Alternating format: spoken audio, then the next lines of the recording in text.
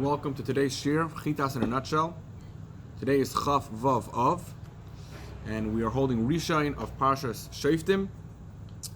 Today's Chumash Moshe Rabbeinu continues to tell the Yidden all the things that they're going to have to know when they enter Eretz Yisrael. And today we're going to speak about the Shoftim, the Shaitrim, the judges, and the laws that they're going to enforce. So in Eretz Yisrael, the judges will be different than they were in the Midbar.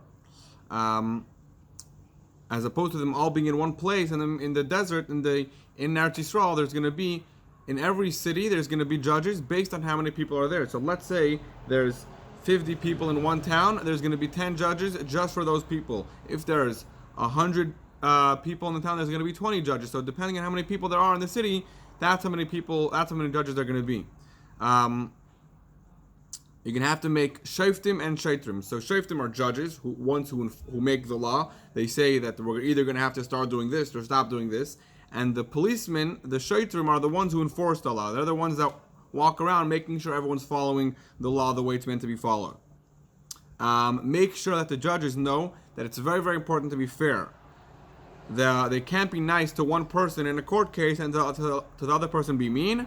They also are not allowed to take bribery, right? They're not allowed to be bribed. Very, very big avera. Otherwise, it's not going to be fair if they're going to be bribed, right? And you're not even allowed to be bribed. You can't even come to the judge and tell him, listen, buddy, I want to give you $100 just so you judge fairly. You can't even tell him that. He has to judge without you telling him anything. No bribery, no money, nothing. Fine. And if you have good judges and you set up a proper legal system, then you're going to have a good time and you're going to be able to stay in Eretz Yisrael. Now Moshe continues telling the Yidden more mitzvahs that are going to have to be careful to make sure to do. Do not plant an Asherah tree or a tree that couldn't become an Asherah next to the Beis HaMikdash. Don't make a Mizbeach besides for the one that's in the Beis HaMikdash. So there's not allowed to be any more altars, to make a sacrifice. The only ones that are allowed to be in the Beis HaMikdash. Don't shech the carbon. If you're planning on not following the proper halachas regarding eating the carbon in the right time, so only shechta when you know you're going to be able to finish it in the right time. Next, if someone worships avodah zarah, and there are witnesses, then he's going to be punished with misas bezdin, Now Moshe Rabbeinu tells the Yidden one more thing, that if the judges, let's say, are not sure what exactly they're meant to answer to a question that comes to court, they have to go to the Sanhedrin, the head court, which is going to be in the Beis HaMikdash. Now everyone has to listen to the Sanhedrin, even if a person who's a judge himself and is a Talmud Chacham, he learns a lot, he must always listen to the Sanhedrin because they're like the head court. And if a person does not, he's called a Zaken Mamre and is Chayev Misa. Going on to today's Tanya, pretty short Tanya today. Now Hashem tells the Yidden, Hashem, in general, when Hashem gives the Yidden Shefa, when He gives us light, when He gives us life, when He gives us everything we need, He doesn't. Why can't the question is, why can't Hashem just give it to us? Why do we have to work hard for it? If everything is anyways coming from Hashem, right? The food we have, the money we have, the life, the health, in truth, it all comes from Hashem. If so, why do we even need to work hard? Why can't Hashem just give it to us on His own?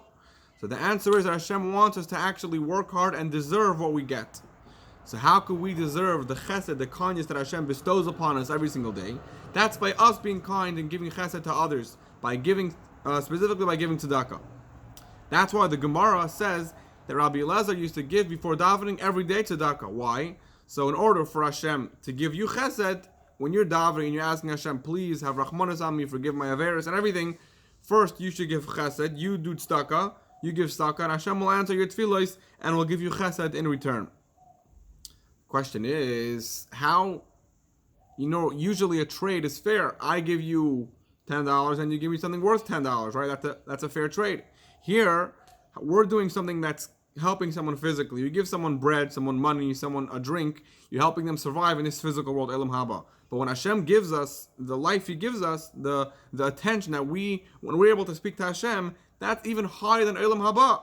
So how is this a fair trade that when we do chesed down here, Hashem gives us chesed? The chesed that Hashem is giving us is way, way higher and more precious than the chesed we're actually giving in this world. And that we'll find out tomorrow. Shkoyach for joining today's Chitas in a nutshell.